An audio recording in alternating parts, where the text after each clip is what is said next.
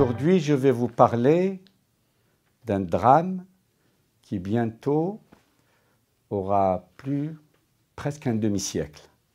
Et beaucoup commencent à oublier.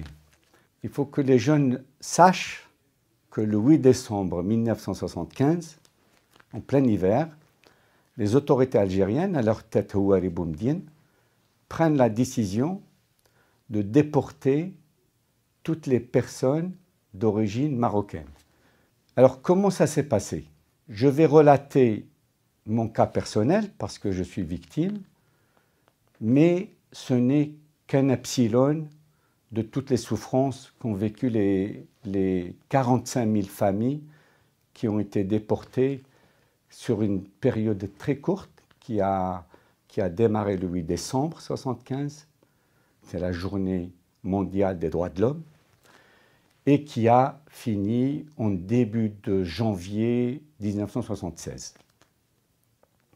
Ce jour-là, en ce qui me concerne, moi et ma famille, on est venu nous prendre chez nous. On avait interdiction absolue de prendre quoi que ce soit de la maison. Et on nous a informé qu'on doit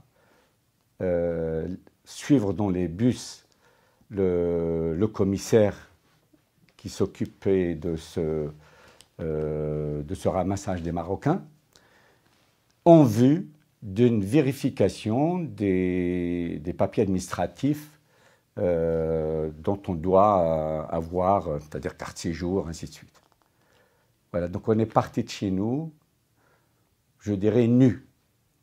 Nus parce qu'en 24 heures, le lendemain, on s'est retrouvés à la frontière de Jouj-Brel, donc la frontière qui sépare le Maroc et l'Algérie.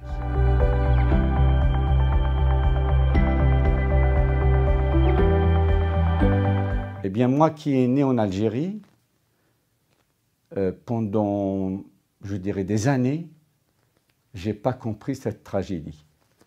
Cette tragédie qui était une souffrance très forte parce que nos parents et nos grands-parents sont morts pour l'Algérie.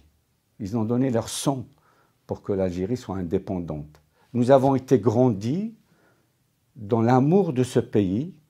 Nos parents ont donné leur sang, leur argent, leurs moyens pour que... Et mon père a été torturé.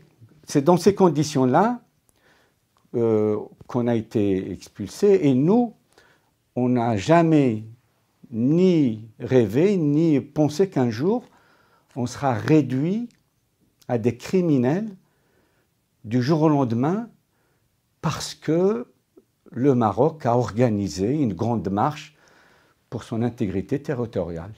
Voilà. Et on était à des milliers de kilomètres de penser qu'un pouvoir qui, à l'époque, dirigé par Houari Boumediene, qui a été nourri à Oujda, qui a été armé. Les Oujdi vous diront que quand le FLN était à Oujda, les gens donnaient de tout ce qu'ils ont à cette armée. Et de penser que ces mêmes personnes, un jour, ils prennent un décret pour qu'en 24 heures, vous vous retrouvez au mieux dans un bus, au pire dans une benne à ordures, et on vous ramène à la frontière et on vous diverse comme une poubelle. Et moi, ce qui m'avait frappé, c'est que j'étais jeune à l'époque. Et quand on est arrivé à la frontière Jouj-Brel, au moment où on va rentrer dans les terres marocaines, mon père marchait lentement, il nous a laissé partir, il s'est retourné, et pour la première fois dans ma vie, moi j'ai vu mon père pleurer. Je ne l'ai jamais vu pleurer. Et ce jour-là, il nous dit, il a dit, mes enfants, moi j'ai tout donné à l'Algérie. Voilà, aujourd'hui j'ai rien. Et je vais recommencer ma vie à Oujda pour vous.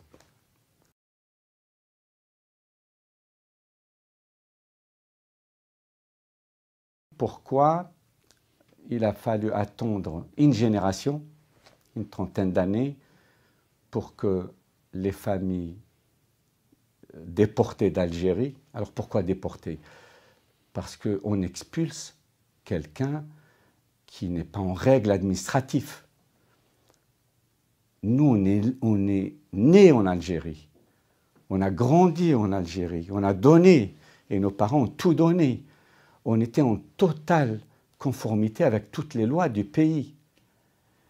Et c'était notre deuxième pays. Et on nous déporte comme un arbre que vous arrachez de ses racines, parce que quand vous êtes né dans une ville, vous avez des relations affectives très, très, très particulières avec ce territoire. Donc on a été déporté en 1975. Je disais, il fallait 30 ans.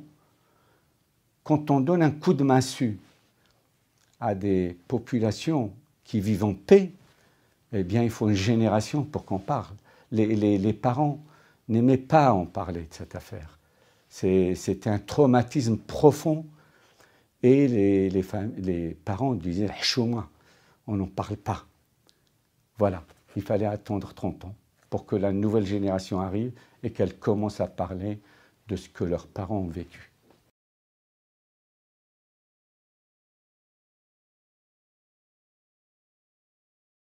Il faut savoir qu'il ne s'agit pas de quelques personnes expulsées ou déportées.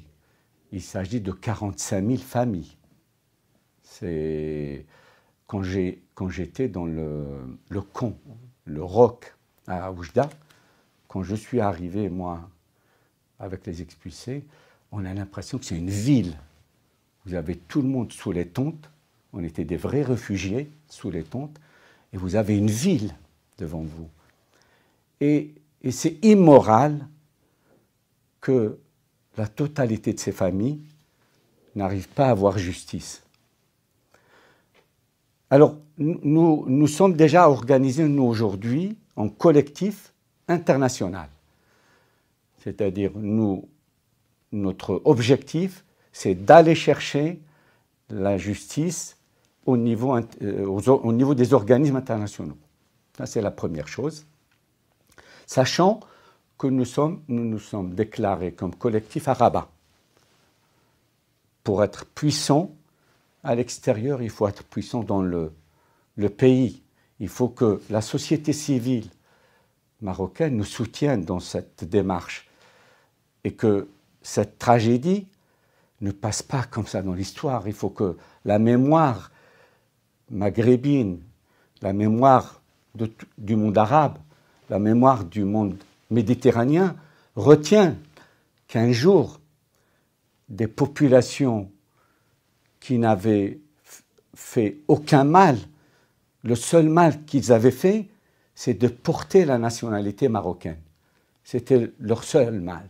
Et de se retrouver dans l'Algérie de Boumedienne de 1975. C'était le seul.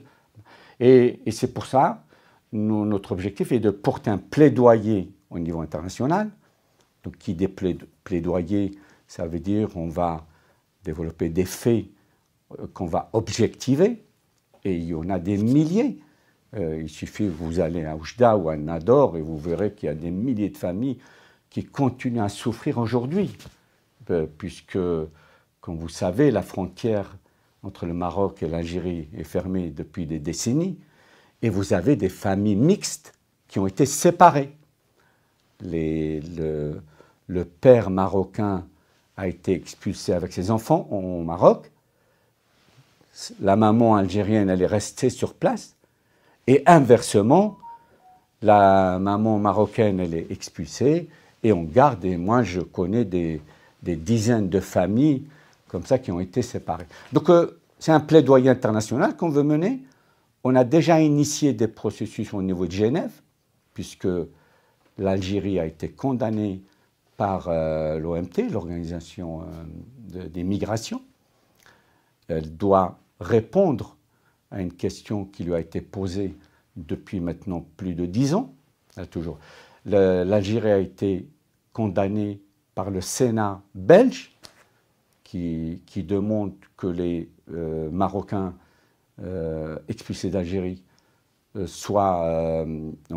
puissent avoir leurs droits, puisqu'ils ont été spoliés de tous leurs biens, indépendamment des compensations morales que peuvent exiger.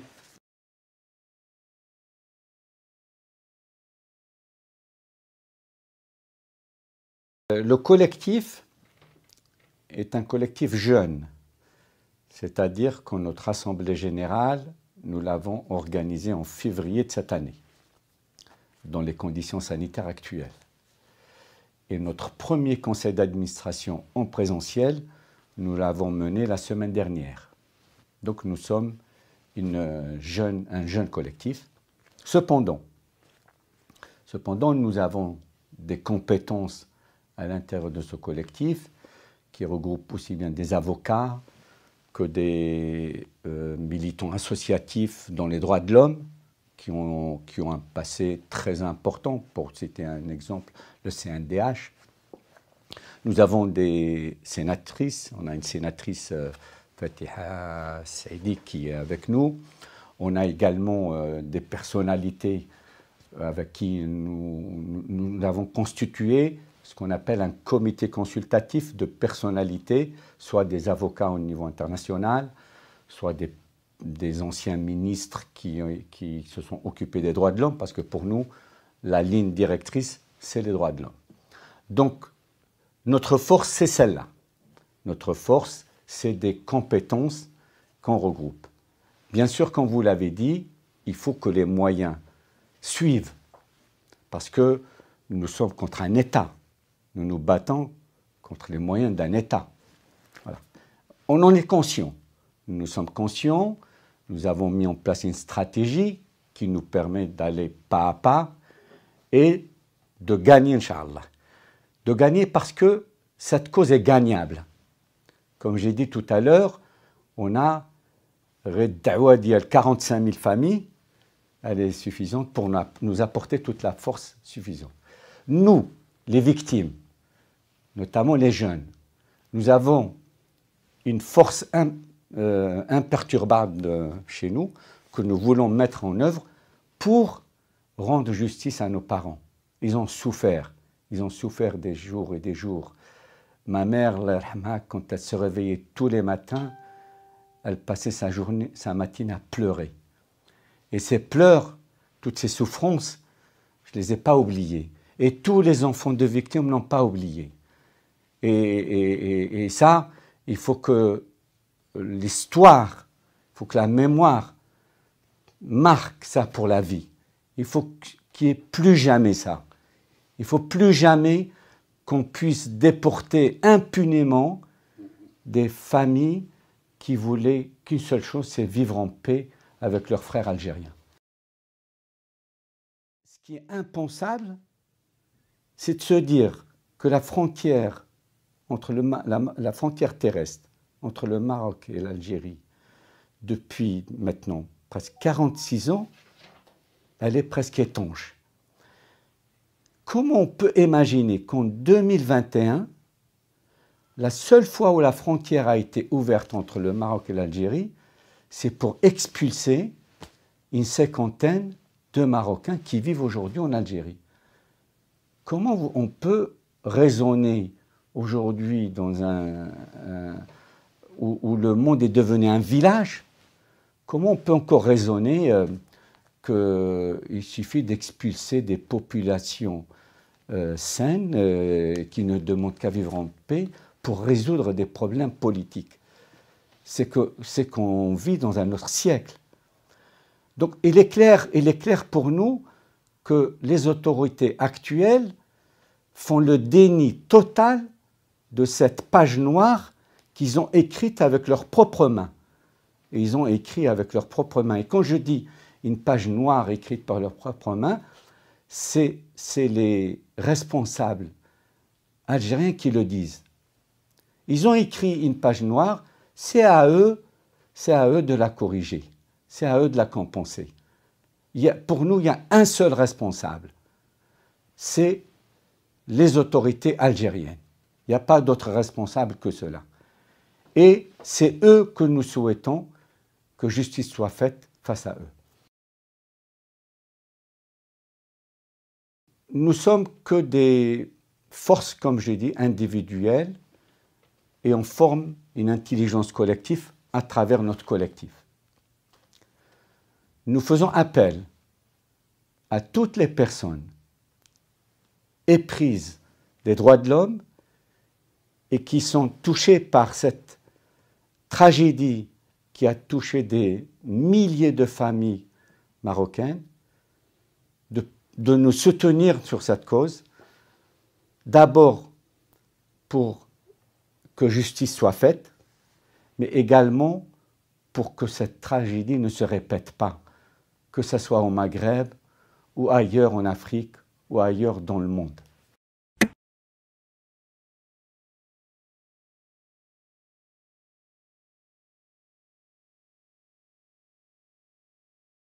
الجزائري هو الذي أهدى هذا الوطن لرسول الله صلى الله عليه وسلم بعد استرجاع السيادة الوطنية، فقال مرشد الجزائر مخاطبا رسول الله صلى الله عليه وسلم، خاطب رسول الله صلى الله عليه وسلم بعد الاستقلال: يا محمد مبروك عليك، الجزائر أرجعت لك، فإن الجزائري لم يجد أعز من رسول الله صلى الله عليه وسلم ليهدي إليه تراب الجزائر وسماء الجزائر وتاريخ الجزائر لنحمل. على كل حال سي نور الدين، الثورة عظيمة واللي الثورة اللي نجت 1.5 مليون شهيد. هاي اللي اونكور حاجة اللي ما نقبلهاش. كيف؟ ما كاش 1.5 مليون شهيد. كيف ما كاش مليون؟ على بالي رانا رايح نجرح، على بالي راني رايح نجرح، وقالوا لي ودي معليش ما ديناش لانديبوندونس 5 جويي، ديناها ل 3 جويي.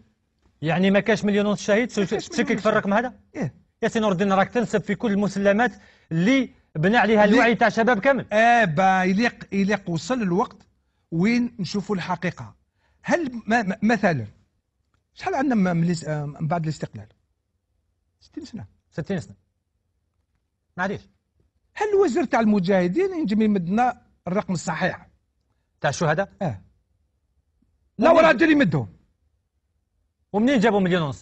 منين؟ 1.5 مليون شهيد. منين ونص؟ باسكو جمال عبد الناصر في 62 قال الجزائر الثورة العظيمة تاع الجزائر 1.5 مليون شهيد، وبن بالله عاودها كي جا خرج من الحبس في على كل حال هذا تشكيك كبير في كاش واحد حسبهم. عندك الرقم انت؟ ما عنديش رقم، ولكن الذاكره الشعبيه والذاكره التاريخيه، اسمح لي سي نور الدين، هنا لازم نعلق عليك. الذاكره الشعبيه والتاريخيه، المسلمات اللي تربينا عليها يقولوا انه عندنا 1.5 مليون شهيد، وانا هنا في هذا المنبر، من هذا المنبر سي نور الدين ندعو يعني كل الباحثين والمختصين وحتى المسؤولين اذا كان عندهم ادله اللي باش يثبتوا الرقم هذا واللي يفندوا كلامك يتفضلوا يجيبوا لك بالادله باللي فيه 1.5 مليون شهيد. كحسبوهم هذو 62 تتحسب. كيما حبيتوا تقول لنا الجيري تان بي عرب اكسكلوزيفمون عربي ميزلمون، علاش؟ انا امازيغي مانيش عربي. لا هذا نقاش واحد اخر، ولكن الرقم تاع الثوره، لا الرقم تاع الثوره كل الجزائريين متفقين عليها سي نور الدين. لا مانيش متفق على هذا الشيء، مانيش متفق. كما يقول معطوب الله يرحمه، جو سوي با عربي، جو سوي با اوبليجي داتر ميزلمون. ما كاش مشكله. انا شو ميزلمون. انتم من بربر، وكل الجزائريين بربر امازيغ، ما في مشكله. هذه مشكله، هذه نقاش تاريخ. يا في مشكله، ما عنديش حق باش نتكلم لغتي. لا تكلمها اليوم بفضل الدستور تاع السيد الرئيس. ما كاش منها. فستي مازال الان عجوزه تروح لباري جوستيس ما عندهاش حق باش تكلم لغتها. يا رب راكم عايشين. داروا لنا مدارس وقالوا لنا روحوا قراوها. هكذا راهم يقولوا لكم، روح تشوفوا واش راهم يديروا في المدارس. راني نقول لك يما ما غرومير ولا واحد عجوزه قبيليه شويه مزبيه ما عندهاش حق باش تكلم لغتها. مشكل الهويه. اصبحنا شغل ماناش جزائريين في بلادنا. مشكل الهويه سي نور الدين يحتاج الى نقاش كبير. وعلاش تناقشوا غير علينا انتم؟ لا واش ما نناقشوش عليكم انتم؟ لا نتناقشوا في كل الجزائريين. الشخصيه الجزائريه بكل ابعادها، الامازيغيه، الاسلاميه، العربيه، هذا نقاش كل الجزائريين ويحتاج انه نتمنوا هذه الشخصيه. على كل حال مواقف كثيره سي نور الدين. شوف قبل لا كونستيتيسيون واش تقول لا كونستيتيسيون سور ليدونتيتي الجيريان؟ العربيتي، الاسلاميتي، الامازيغيتي. هكذا 3. نورمالمون نقلبوها في رايك انت؟ لا العرب اللي جاو لنا الاولين هكذا، السكان الاصليين الاسلام اللي جا الاول. لا سي نور الدين حبيت تفهم باش نفهمك باللي التاريخ مزور، فيه استعمار جديد، فيه تاريخ مزور، وكون يكمل ماشي برك تاريخ مزور، نظام مزور، نظام سارق، كون يكملوا هكذا. هذه بعض المواقف سي نور الدين. راهم رايحين يفتوا. نواصل النقاش بعد الفاصل، نستمع منك الاجابه بعد الفاصل.